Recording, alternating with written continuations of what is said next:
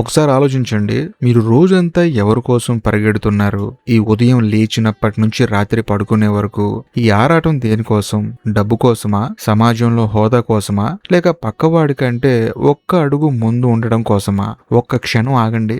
మిమ్మల్ని మీరు ఒక కఠినమైన ప్రశ్న అడగండి. మీరు అసలు ఎక్కడి నుంచి వచ్చారో మీకు తెలుసా? ఈ భూమి మీద మీ ప్రయాణం ముగిశాక ఎక్కడికి వెళ్లాలో ఏమైనా స్పష్టత ఉందా? మీకు తెలియపోవచ్చు, కానీ మీ మనసులో నిరంతరం ఉండే ఒక మూగ బాధ, ఆ విచిత్రమైన భయం, ఎంతమంది మధ్యలో ఉన్నా మిమ్మల్ని వేధించే ఆ ఒంటరితనం, వీటన్నిటికీ మూలం ఒకటే: మీరు మీ నిజమైన ఇంటి దారిని పూర్తిగా మర్చిపోయారు. పరమహంస యోగానంద్ గారు ఒక అద్భుతమైన మాట చెప్పారు.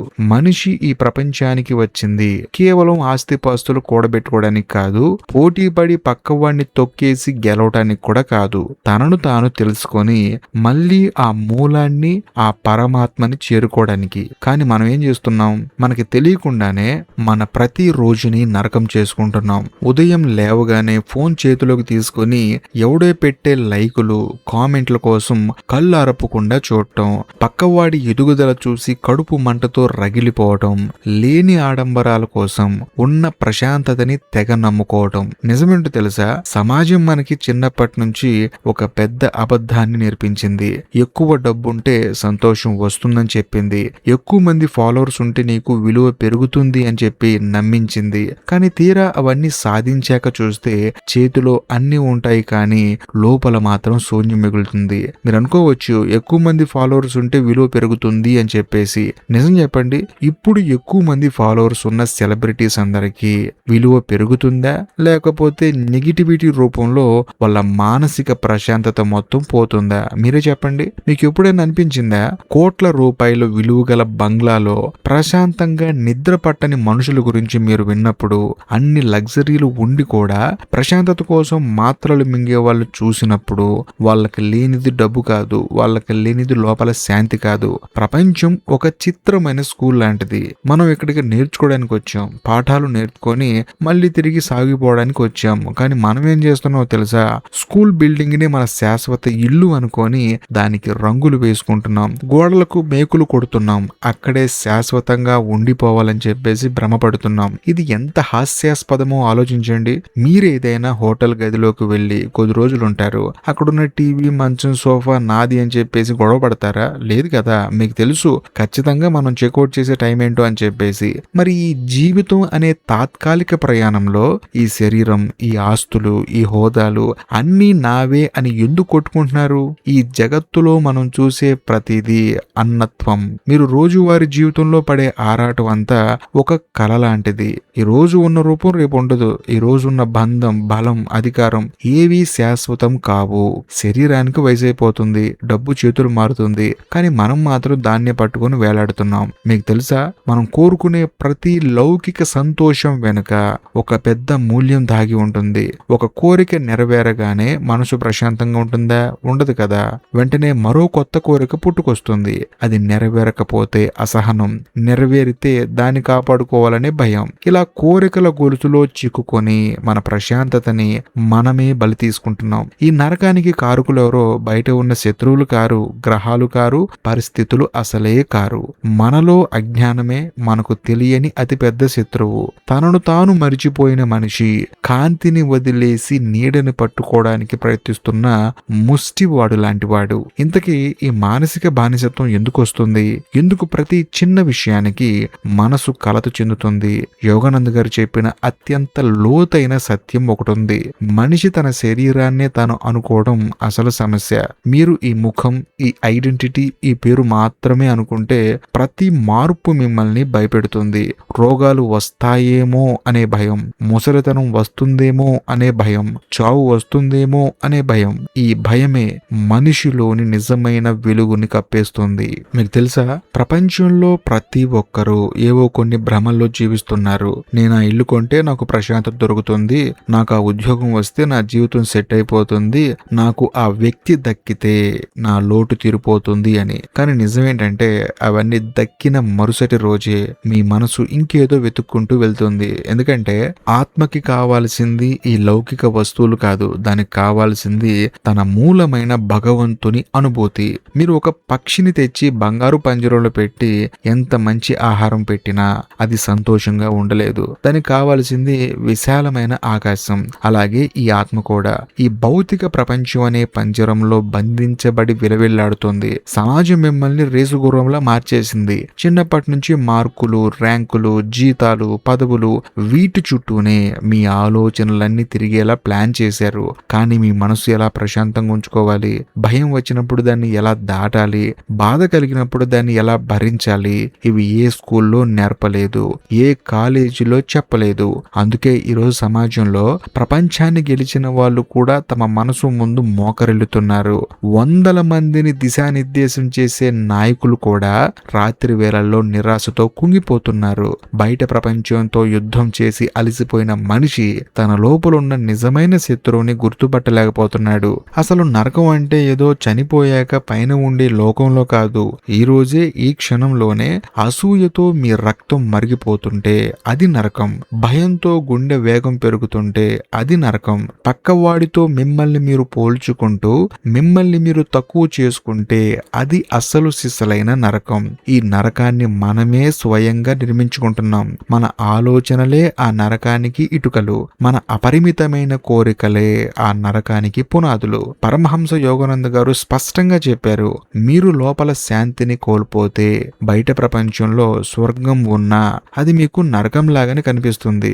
మీ లోపల నిశ్శబ్దం ఉంటే అడవిలో ఉన్న తుఫాను మధ్యలో ఉన్నా అది మీకు ప్రశాంతంగానే అనిపిస్తుంది. మనం నిరంతరం అనుకునే ఒక పప్పులో కాలేస్తున్నాం. పరిస్థితులు మారితే నా జీవితం బాగుపడుతుందని, నా చుట్టూ ఉన్న మనుషులు మారితే నా బాధలు తీరుతాయని. కానీ నిజమేంటంటే బయట ప్రపంచం ఎప్పటికీ మారదు. అది ఎప్పుడూ అలజడిగానే ఉంటుంది, ఒడిదుడుకులతో నిండి ఉంటుంది. మనం చేయాల్సిన పని బయట ఉన్న అశాంతిని ఆపడం కాదు, మన లోపల ఒక తుఫాను లేవకుండా చూసుకోవడం. మనం నివసిస్తున్న ఈ లోకంలో ప్రతిదీ ఒక ప్రతిబింబం మాత్రమే. మీ ముఖం మీద నవ్వు ఉంటే అద్దంలో నవ్వే కనిపిస్తుంది. మీ లోపల కోపం, ద్వేషం, కలత ఉంటే ఈ ప్రపంచం మొత్తం మీకు శత్రువులానే కనిపిస్తుంది. యోగానంద్ గారు ఒక గొప్ప నిజాన్ని బయటపెట్టారు.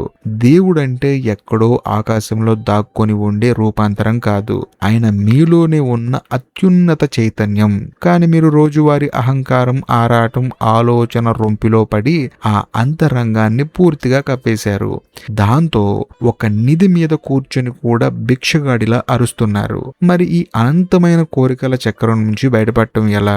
మనస్సు సృష్టించే ఈ నరకం నుంచి విడుదల పొందే మార్గం ఏమిటి? దీనికి యోగానంద గారు ఇచ్చే అత్యంత ప్రాక్టికల్ సమాధానం ఏంటంటే యోగం. యోగం అంటే యోగా కాదు, అలా అని చెప్పేసి శరీరాన్ని వంచే ఆసనాలు కాదు. యోగం అంటే కలయిక. మీ చిత్తాన్ని, మీ మనసుని ఆ పరమాత్మ చైతన్యంలో మళ్ళీ జోడించటం. మీరు ఆ మూలంతో అనుసంధానమైన రోజు బయట ప్రపంచంలో పరిస్థితులు ఎలా ఉన్నా మీ అంతరంగం మాత్రం నిశ్చలంగా ఉంటుంది. ఈ యోగాన్ని మీరు ఏదో కొండల్లోకో గుహల్లోకో వెళ్లి చేయాల్సిన అవసరం లేదు. మీ రోజువారీ జీవితంలోనే మీరున్న చోటే ప్రారంభించవచ్చు. దానికి కావాల్సిందల్లా ప్రతిరోజు కొంత సమయాన్ని మీకోసం మీరు కేటాయించుకోవడం. రోజు ఉదయాన్నే లేదా ప్రతిరోజు పడుకునే ముందు కొన్ని నిమిషాలు నిశ్శబ్దంగా కూర్చోండి, కళ్ళు మూసుకోండి. ప్రపంచం వైపు పరిగెత్తే మీ దృష్టిని లోపలికి తిప్పండి. మీ శ్వాసను గమనించండి. అది ఎలా లోపలికి వెళ్తుందో, ఎలా బయటకు వస్తుందో నిశితంగా చూడండి. మీ ఆలోచనల తుఫానులా వస్తూ ఉంటాయి, అవునా? భయపడకండి. వాటిని ఆపడానికి ప్రయత్నించకండి. వాటితో కొట్లాడకండి. కేవలం ఒక సాక్షిలా, ఒక మూడో వ్యక్తిలా వాటిని చూడండి. మీరు ఆలోచనలు కాదు, ఆ ఆలోచనలు చూస్తున్న వెలుగు మాత్రమే అని గుర్తించండి.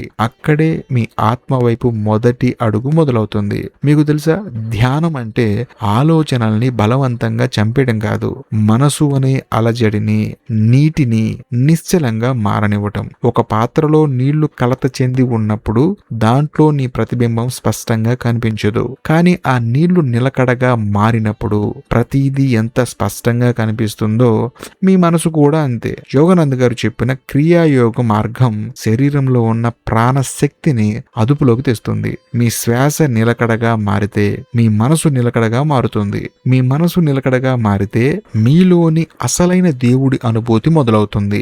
బయట ఉన్న పుణ్యక్షేత్రాలు తిరిగితేనో, ఎక్కడో అద్భుతాల కోసం ఎదురు చూస్తేనో దేవుడు దొరకడు. యోగానంద గారు స్పష్టంగా చెప్పారు, దేవుణ్ణి బయట వెతికే ముందు నీ లోపల ఉన్న నిశ్శబ్దాన్ని కనుగొను.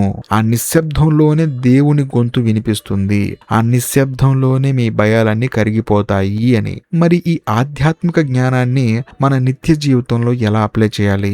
మామూలు మనిషిగా బ్రతుకుతూనే లోపల శాంతిని ఎలా నెలకొల్పాలి?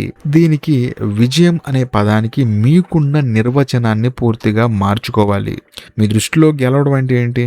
ఎక్కువ బ్యాంకు బ్యాలెన్స్ ఉండటమా, పెద్ద కారు నడపడమా, లేక 1000 మంది మిమ్మల్ని చూసి జేజేలు కొట్టడమా? ఇవేమి విజయం కాదు. యోగానంద గారి ప్రకారం ఎలాంటి తీవ్రమైన పరిస్థితుల్లోనైనా, ఎలాంటి సంక్షోభంలోనైనా నీ అంతరంగ శాంతిని కోల్పోకుండా ఉండగలగడమే నిజమైన విజయం. జీవితం మిమ్మల్ని ఎంత కిందికి తోసేసినా, అనుకున్నవి జరగకపోయినా, మనుషులు మిమ్మల్ని మోసం చేసినా, మీ లోపలున్న ప్రశాంతతని ఏ శక్తి నాశనం చేయలేకపోతే అది నిజమైన విజయం. ప్రతిరోజు ఉదయం లేవగానే ప్రపంచానికి సమయం ఇచ్చే ముందు మీకు మీరు సమయం ఇవ్వండి.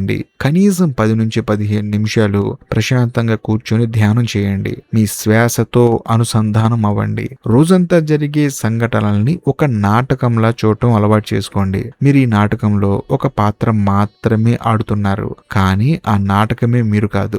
ఎవరితోనూ మిమ్మల్ని మీరు పోల్చుకోకండి. ఎందుకంటే ప్రశాంతతను చంపే అతిపెద్ద విలన్ కంపారిజన్, అంటే పోలిక. పక్కవాడికి వచ్చిన విజయం అతని ప్రయాణం, మీకున్న పరిస్థితులు మీ ప్రయాణం. మీరు ఆత్మస్థాయికి వెళ్ళినప్పుడు ఎవరిపైన అసూయ ఉండదు, ఎవరిపైన ద్వేషం ఉండదు. కేవలం అనంతమైన ప్రేమ, శాంతి మాత్రమే మిగులుతాయి. ఒకటి గుర్తుపెట్టుకోండి, మనం ఈ పరమాత్మ దగ్గర నుంచే వచ్చాం, మళ్ళీ ఆ పరమాత్మ దగ్గరికే వెళ్ళాలి. ఈ 2 పాయింట్ల మధ్య ఉన్న ప్రయాణాన్నే మనం జీవితం అంటున్నాం. ఈ ప్రయాణంలో ప్రపంచాన్ని మొత్తం గెలిచి మిమ్మల్ని మీరు కోల్పోతే అది ఘోరమైన ఓటమి. కానీ మిమ్మల్ని మీరు కనుకుంటే ఈ ప్రపంచం మొత్తం మిమ్మల్ని కోల్పోయినా మీరు నిజంగా గెలిచినట్లే. మరోసారి ఆలోచించండి, ఈ రోజు వరకు మీరు జీవించింది మీ ఆత్మ కోరుకున్న జీవితమా, లేక సమాజం మీ మీద రుద్దిన భ్రమల జీవితమా? మీ సమాధానాన్ని కామెంట్లో ఒక్క మాటతో చెప్పండి. మీ కామెంట్ కోసం వెయిట్ చేస్తూ ఉంటాను. బాయ్.